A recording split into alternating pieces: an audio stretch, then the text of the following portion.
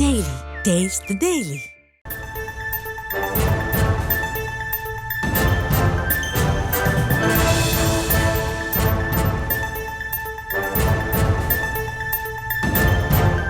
மற்றொரு அண்மை செய்தியை பார்த்து வருகிறோம். மத்திய அரசின் திட்டங்கள் முறையாக நடைமுறைப்படுத்துவதை கண்காணிக்கும் திஷா குழு கூட்டம், பிரதம மந்திரி வீடு கட்டும் திட்டம் குறித்து முதலமைச்சர் தலைமையில் ஆலோசனையானது மேற்கொள்ளப்பட்டு வருவதாக அண்மை தகவல்கள் கிடைக்கப்பட்டிருக்கின்றன. தொடர்ந்து இது குறித்தான விவரங்களுக்காக இணைகிறார் எம்முடைய செய்தியாளர் பாரி கார்த்திக். கூடுதல் விவரங்களை வழங்கலாம்.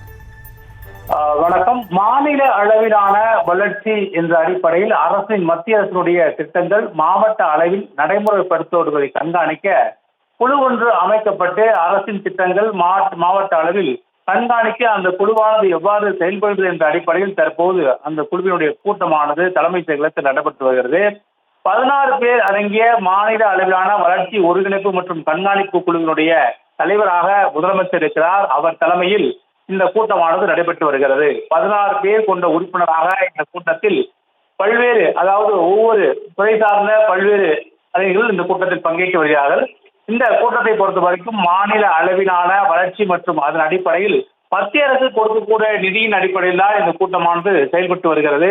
இந்த கூட்டத்தை பொறுத்த வரைக்கும் அரசின் திட்டங்கள் மாவட்ட அளவில் நடைமுறைப்படுத்துவதை கண்காணிக்கவும், வளர்ச்சி மற்றும் ஒருங்கிணைப்பு கண்காணிப்பு என்ற அடிப்படையில் மத்திய அரசினுடைய பிரதமருடைய வீடு கட்டும் திட்டம், அதே போல சுகாதார திட்டம், ஊரக வளர்ச்சி மற்றும் உள்ளாட்சி திட்டங்கள் உள்ளிட்ட பல்வேறு திட்டங்கள், குறிப்பாக அனைவருக்கும் குடிநீர் மற்றும் கழிவறை திட்டங்களும் தொடர்ச்சியாக மத்திய அரசின் சார்பில் ஒவ்வொரு மாநிலங்களிலும் செயல்பட்டு வரும் நிலையில் அந்த கூட்டத்தினுடைய தலைவராக முதலமைச்சர் இருக்கிறார். அவர் தற்போது இந்த கூட்டத்தில் பங்கேற்று வருகிறார்.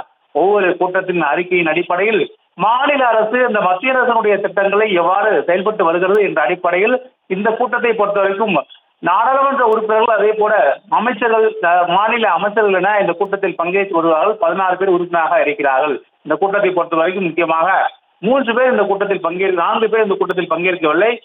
பாமகவினுடைய தலைவர், மாநிலங்களவை உறுப்பினர் அன்புமணி ராமதாஸ் அவர்களும் இந்த கூட்டத்தில் பங்கேற்கவில்லை. அதே போல அதிமுகவை பொறுத்த வரைக்கும் தம்பிதுரை இந்த கூட்டத்தில் பங்கேற்கவில்லை. அவருக்கு பதிலாக செங்கோட்டையன் பங்கேற்று வருகிறார். அதே போல மாநிலங்களவை உறுப்பினர் ஜி.கே. வாசன், தமிழ் மாநில கட்சியினுடைய தலைவர் ஜி.கே. வாசன் இந்த கூட்டத்தில் பங்கேற்கவில்லை. என இந்த 3 பேர் இந்த கூட்டத்தில் பங்கேற்கவில்லை. இருந்தபோதும் அதிமுக சார்பில் முன்னாள் அமைச்சர் சட்டமன்ற உறுப்பினர் செங்கோட்டையன் அவர்கள் இந்த கூட்டத்தில் பங்கேற்று வருகிறார். மத்திய அரசினுடைய திட்டங்களை எடுத்துக் கூறும், இதே போல மத்திய அரசினுடைய திட்டங்களை மாநில அரசு எவ்வாறு நடைமுறைப்படுத்தப்படுகிறது, அதை ஒவ்வொரு மக்களுக்கும், குறிப்பாக ஊரக வளர்ச்சி மற்றும் கிராமப்புறங்களில் எவ்வாறு கொண்டு போய் சேர்க்கிறது உள்ளிட்ட பல்வேறு விஷயங்கள் குறித்து இந்த கூட்டத்தில் பேசப்பட இருக்கிறது.